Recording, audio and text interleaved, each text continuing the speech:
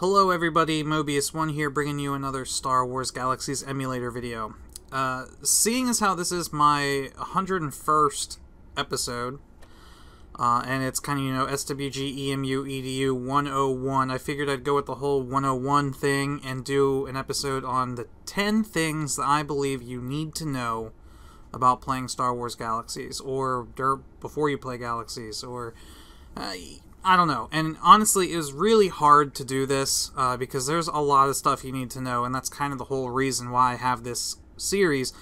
But I try to pick 10 really important things that the game may not tell you right away. Some of them actually aren't even in-game things. They're just important things I think any Galaxies emulator player needs to know. And so I'm sure I'm going to miss a few, I may miss a few things. So you guys may think that there are some things more important that players need to know, and that's great. I'm sure there are. So what I do want you guys to do is, after you watch this video, go down, read the comments below. I'm sure other people will post things that, hey, you forgot to talk about this, or hey, this is wrong, whatever. Happens all the time, which is good. I'm glad that you guys are sharing your feedback. So yeah, read the comments after watching this video. But I think these things they're pretty important things to know. So I'm going to talk about the ones that aren't even in game first, and I'm on Fenadin, by the way, just in case I need to demonstrate something like for a low level character. I don't really know what I'm going to be demonstrating exactly, but we'll see.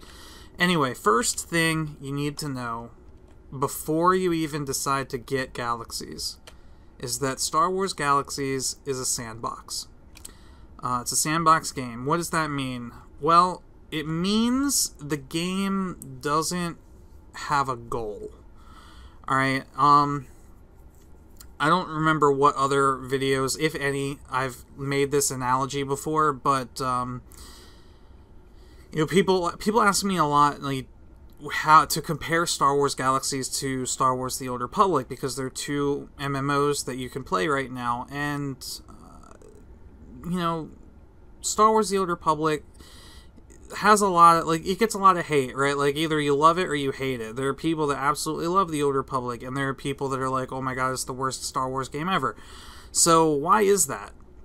And that's not really the point of this video, but so I don't want to go too deep into that, but and I even took a jab at The Old Republic in my last video. But The Old Republic, it's not a bad game. It's just a totally different game than what Star Wars Galaxies is. But that's kind of the point. So The Old Republic is really good for what it was designed to be. Unfortunately, it wasn't unfortunately for a lot of us, it wasn't designed to be the new Star Wars Galaxies. It was kind of meant to be its own thing. And I like to compare, since Galaxies is a sandbox game, it's really easy to make like the sandbox versus roller coaster comparison. So The Old Republic is much more like a roller coaster.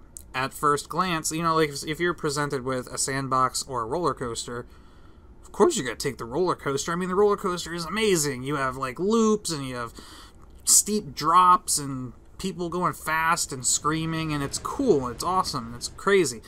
But the problem with the roller coaster is you get on it and you go through it, and then you get to the end and it's over. And when it's over, you kind of have a choice whether you want to get back on it and do the same exact thing again or not.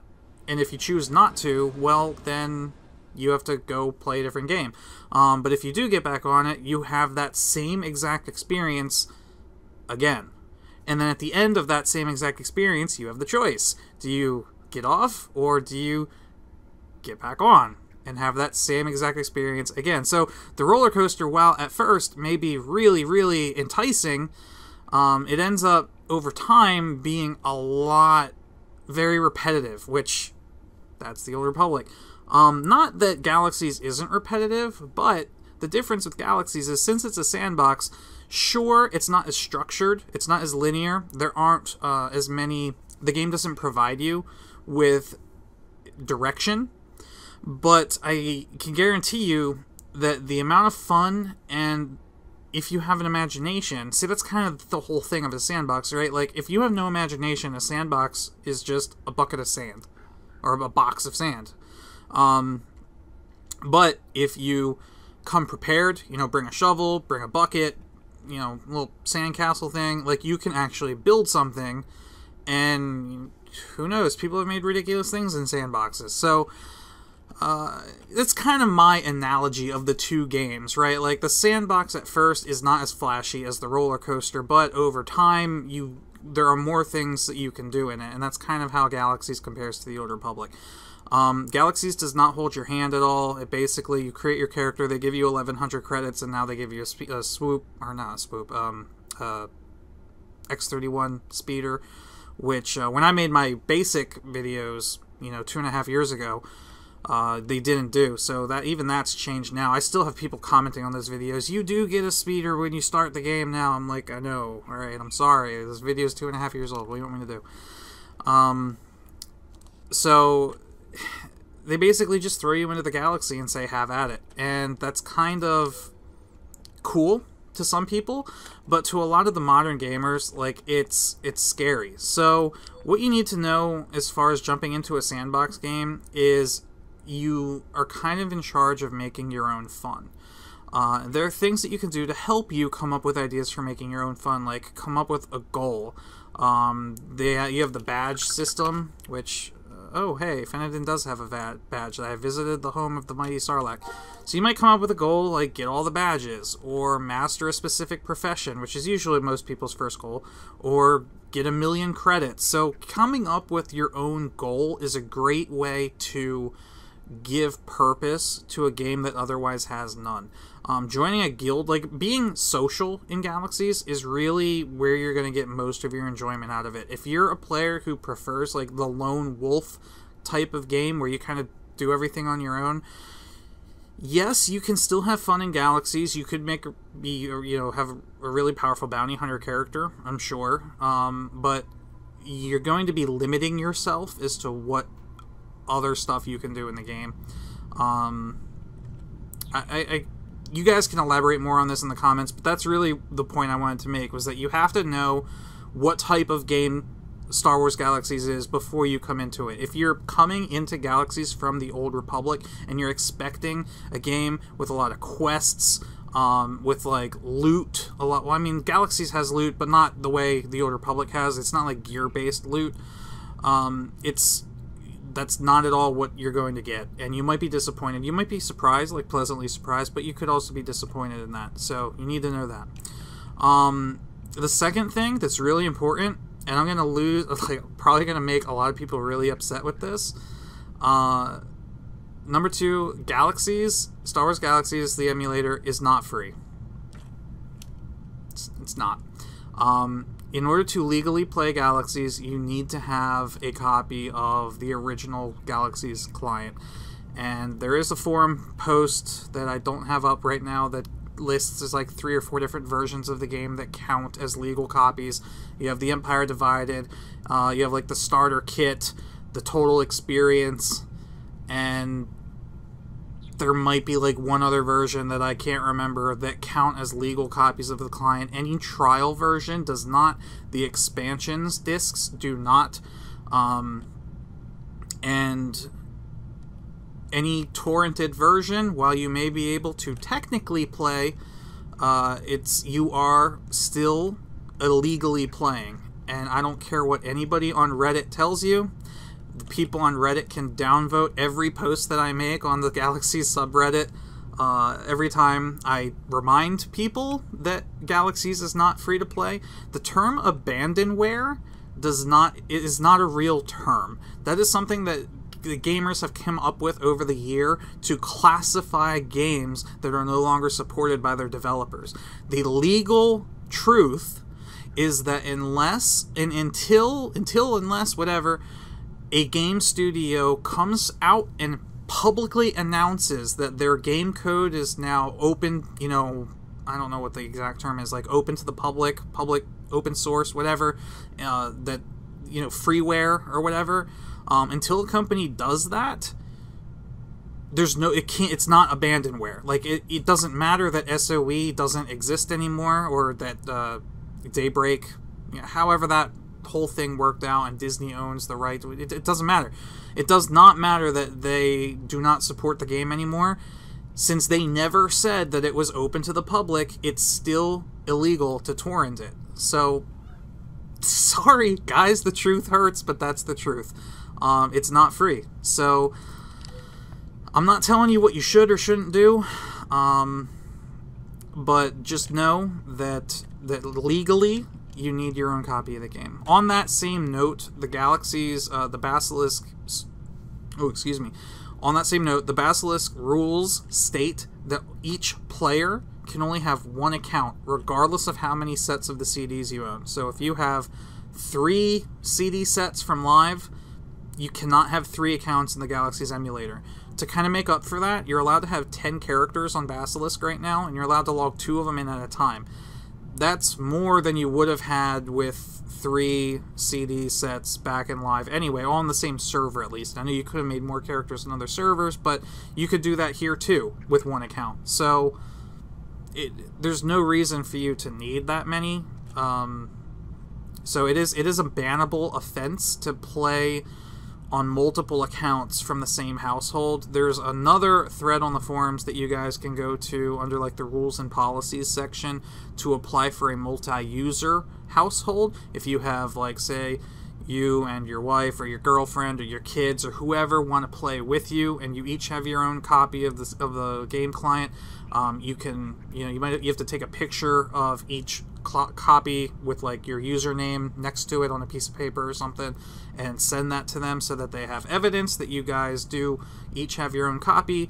I know Takor and I had to submit something for 3 of us. We had 3 copies of the game, and 3 people all playing from the same household.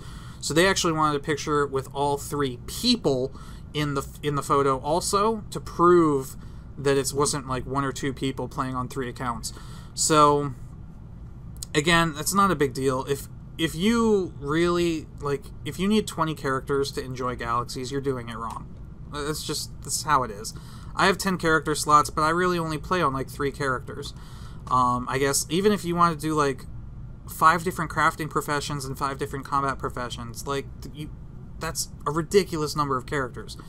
So one account per character or per player. Yeah. So that's that. Then going on to the third thing, which also may surprise some people. I'm surprised at the number of people that don't already know this. But so this is something that you need to know, and many of you already know this. But for those that don't, point number 3, the Basilisk server at some point will be shut down. Yeah. So what does that mean? It means anything that you're doing on Basilisk currently, all your characters, all your houses, all your skills, all your professions, all your loot, all your decorations, everything on Basilisk will be gone. Will be wiped. Soon. When? We don't know. If I had to guess, this is another question I get all the time. When is this going to happen? My guess is not for another 3 or 4 years. I'm guessing sometime late 2018, early 2019. It could be sooner, it could be later. I don't know. I simply don't know. The developers don't know. So if the developers of the damn project don't know, it's impossible for me to know. But my guess is based on the pattern of previous publish release dates. Wow, how's that for alliteration? The pattern of previous publishes. What do I mean by that? Well, the past like 3 or 4 publishes have come out with about 6 to 8 month time periods in between. So Publish 7 just came out last June. Was it June or July? I think it was June. And here we are in September. Assuming that they take 8 months, we'll be generous and give them 8 months per publish. While they don't have a set number of publishes planned for like their timeline, we can kind of figure out how many are left just based on what content is missing from the game. So right now, Publish 8 seems to be focused primarily on Jedi and the new player tutorial, because believe it or not, Galaxies does have a new player tutorial that's fairly good. So assuming that Publish 8 is focused on Jedi, adding Jedi and the new player tutorial, and assuming it takes them 8 months to finish it, that means we'll get Publish 8 in February of next year. After that, the only real major content that's missing from Galaxies is like the Corellian Corvette instance, which you can imagine will be a publish in its own.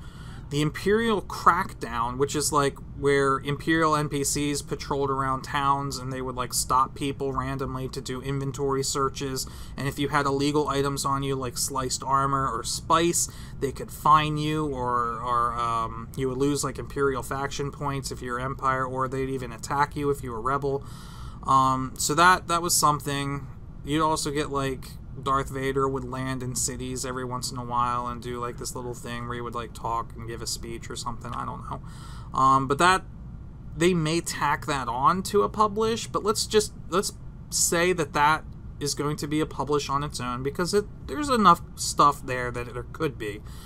They'd probably also do like some Galactic Civil War revamps where they may have to like tweak, you know, base busting, and there's like a GCW game where different cities will switch factions based on the number of bases on a planet. So there's enough content there that could warrant its own publish. So let's just assume that that's what's going to be.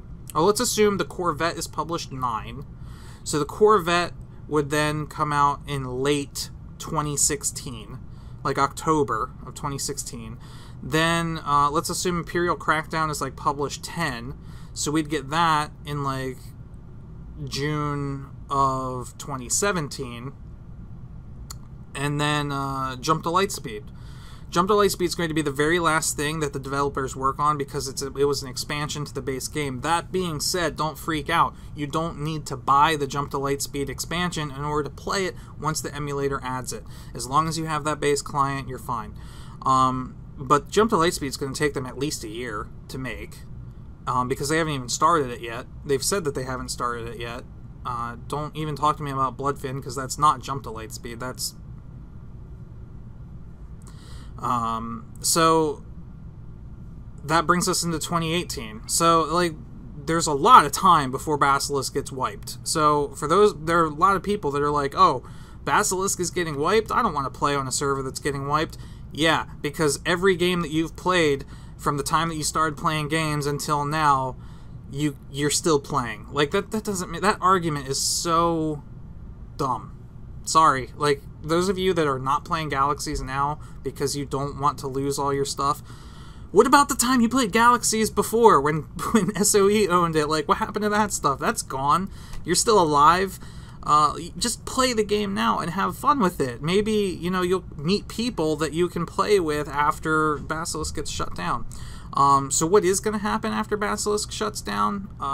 The current dev team, some of the members might stick around, but basically a new server is going to come online called Sun Crusher. And Sun Crusher is basically going to be the SWGEmu 1.0 server, where basically the project is finished, but we're probably going to get stuff added that wasn't part of Galaxies initially.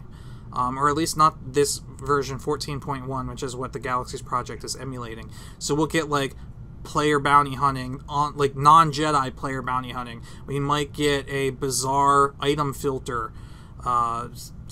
We might get extra houses or extra vehicles or extra armor sets. Like, we don't know. That stuff, there's a whole section, like future server ideas on the forums that you can go and post ideas in. But that's kind of the idea. So that is what's coming soon. But like I said, my prediction, 4 years. Like, play the game. You have 4 years. Who knows what else is going to happen in 4 years? That, like, games come and go. Nothing on the internet is, well, I shouldn't say nothing on the internet is permanent, because the rule is everything on the internet is permanent, but no game on the internet is permanent. Even at some point, World of Warcraft will be shut down. It's going to happen. Might not be for a long time, but it's going to happen. Like, games die. Just not EVE Online. EVE is life. But that's one more, I think, that I should talk about that's not really... I guess this is in-game, but it's kind of... It's not a game issue. Point number 4 that you need to know is that as far as Basilisk is concerned, I don't know if the other servers do this, but there is a 24-hour lockout on character creation. And what that means, and they may have changed a couple things lately, because I was able to delete a character and then make a new one immediately, so I don't know. The way it used to work is that whenever you created or deleted a character, it would start a 24-hour timer. During that 24 hours, you could not create a new character, or it would restart the 24-hour timer. And I think this is a little bit drastic. The reason they implemented this was because very early on in the Galaxies, in Basilisk, I think it might have been pre-Basilisk, on the Liberator server, they had people running bots that would create a new character, send the 1100 credits that you start with over to another character, and then that character would be deleted, and they would create another character, send the 1100 credits over, delete the character, create a new character, send the 1100 credits over, and they would have a bot running, like several bots running this, and they would just get ridiculous amounts of credits for doing absolutely nothing but creating and deleting characters. So that's kind of where this rule came from. I don't personally think 24 hours is like a necessary lockout. I think 1 hour probably would have been enough. So I can't say I agree with the duration of the rule, but I understand why the rule is in effect. I think it's an important rule to have, though I think it should be shorter. So it's important that you guys know that, but it's also related to that important to know that if you... There's nothing you can make in character creation that can't be changed later except your species. Species is the only thing that you choose in character creation that can't later be changed. There's a profession called the image designer that can make any physical change to your character. Master image designers actually have more options, physical like options for your characters than you do at character creation.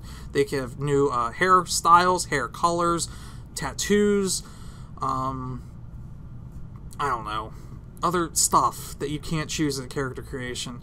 I wear armor most of the time, so I don't really know everything that they can do because it doesn't affect me. But I do know that they have more options.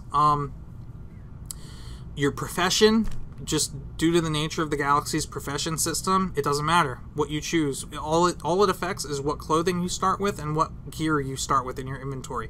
Everything else, as soon as you start the game, if you start as a novice marksman, all you have to do is talk to a scout trainer, become a novice scout. Talk to a brawler trainer, become a novice brawler. You can pick up all the starting professions within the first 2 minutes of playing the game.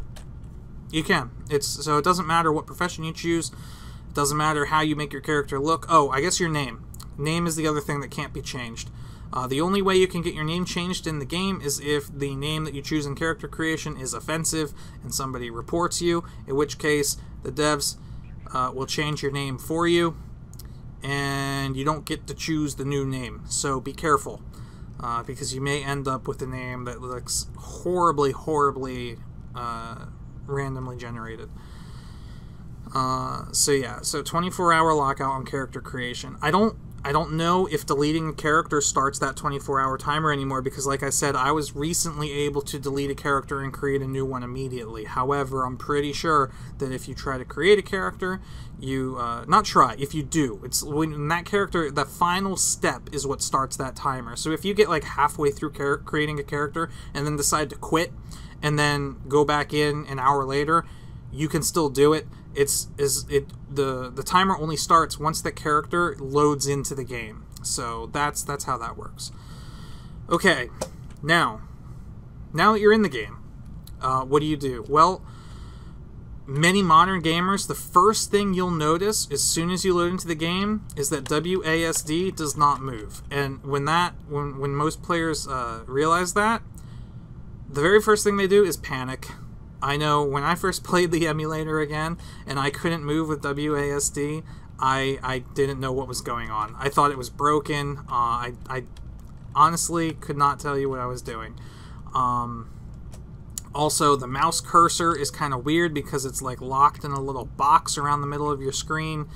So the very first thing you need to do, and this is my 5th point of 10 things I think you need to know, is the UI.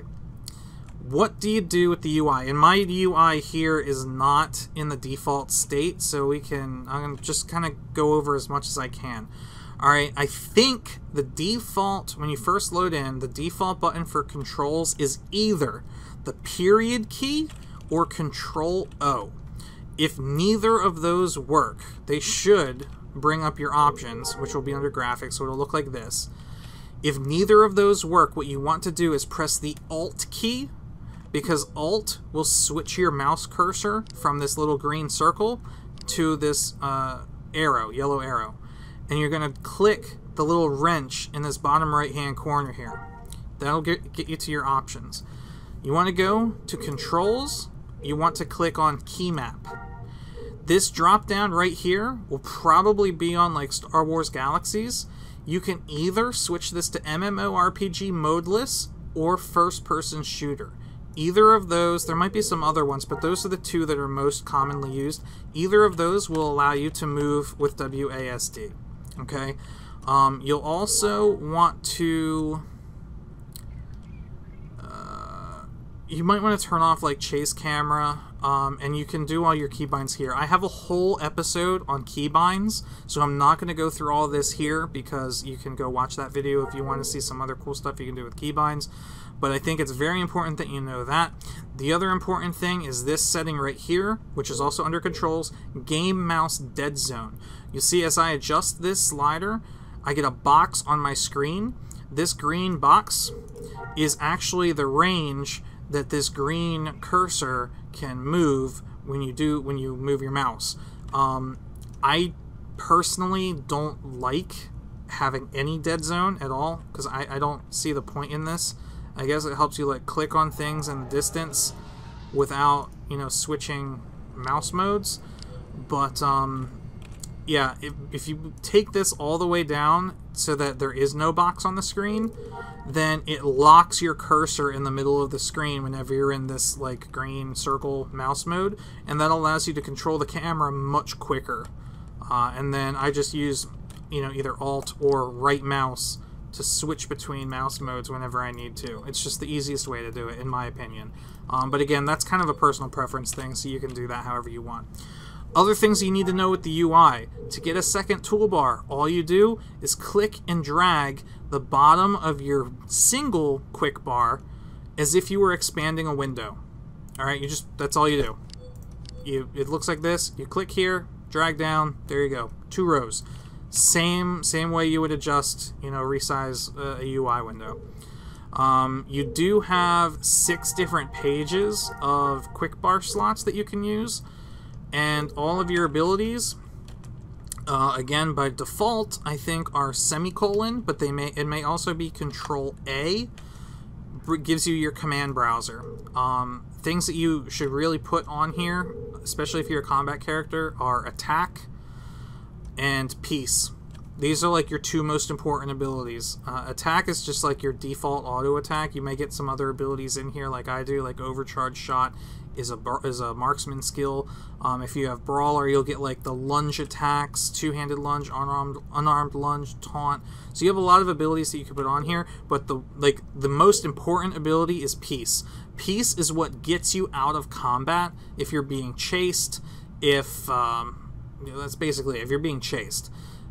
You need this ability on your toolbar somewhere, and it needs to be on a button that you can spam a lot. Most MMOs, if you're like a clicker, like somebody that clicks on your toolbars instead of hitting hotkeys, most MMOs, like, you're at a severe disadvantage. Galaxies' combat is a little bit slower, so at least the PvE is. So if you're a clicker, you can kind of get by. But I recommend binding your keys to something that allows you to like hit everything with one hand. But again, personal preference. while we have this open, a couple other UI things that you will probably want to know is under miscellaneous, there's this on-screen waypoint monitor. Like, you need to have this on. People will attack your mission. People that don't have the on-screen waypoint monitor will follow waypoints that they don't even know what they're going to, because it doesn't tell you the name of it on screen. It just shows you an arrow. So, like, let's turn it off and see what this does. If I turn on, oh look, I have a waypoint to a mysterious shrine. So if I activate this, what do I get? I get this blue arrow right here, and I get an arrow on the map that says, oh, it's a mysterious shrine. But look, when I turn towards it, oh, it's not going to do it because it's really far away. But if it wasn't really far away, like, let me put a waypoint right here. Okay, you can add waypoints by typing /waypoint, by the way. Look what happens when I turn towards it. See how this arrow is right here?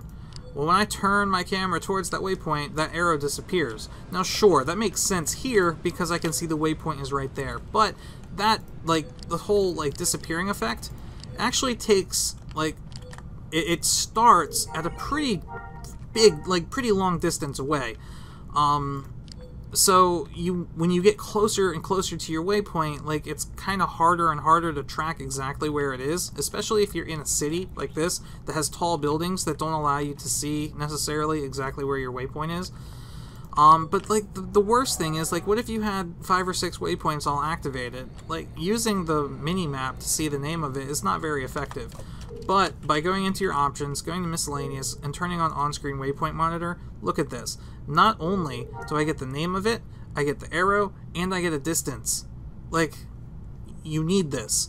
And you can have as many waypoints in your on-screen waypoint monitor as you want. Like, every waypoint you activate, it just gets, the list just gets longer and longer. So there's no limit to the number, as far as, at least I know. No limit to the number of waypoints you can have activated. So that's very important. What other UI things can I talk about? I guess, like, under interface, where is it? Maybe it's not under interface? Oh, modifiers window. This guy. We're going to be talking about buffs a little bit later in this video. This is going to be a pretty long video. So, the modifiers window will actually display all of your buffs. Like, you need to know that. That's going to help you see how what buffs you have, what buffs you're missing. It's also going to show you, you can hover over the buffs to see how much, what duration is left on them. So that's something that you need to have on. The chat channels, just real quick, you can right-click on chat channels and go to modify to add or remove different channels from different things, to rename them. You can right-click and add new channels. So if you want a channel, like, just for, I don't know, just for instant messages, you can have a channel just for instant messages. So, you know, whatever. I have another video on chat channels that you can use to do that, or you can watch to get more information on those. That brings us to our next point, kind of the buffs thing. Number 6 thing you need to know to play Galaxies is how to read and understand your character sheet. This thing right here, people do not know. They do not understand ham. They do not understand your secondary stats. They do not understand encumbrance. Please, if this aspect of the game, if you do not grasp this yet, and even if, like, you're a new player that hasn't watched this video yet, please go watch my episode 13. It's called Buffs and Armor, and I go into a lot more detail on this than I'm going to in this video. But basically, your secondary stats, you have 3 primary stats. You have health, action, and mind. And then you have, each of your primary stats has 2 secondary stats: strength, constitution, quickness, stamina, focus, and willpower. These secondary stats are what determine how much of your primary stat is used when using a special ability, and determines how quickly your primary stats regenerate over time. Sorry, Ranchero. I'm in the middle of something.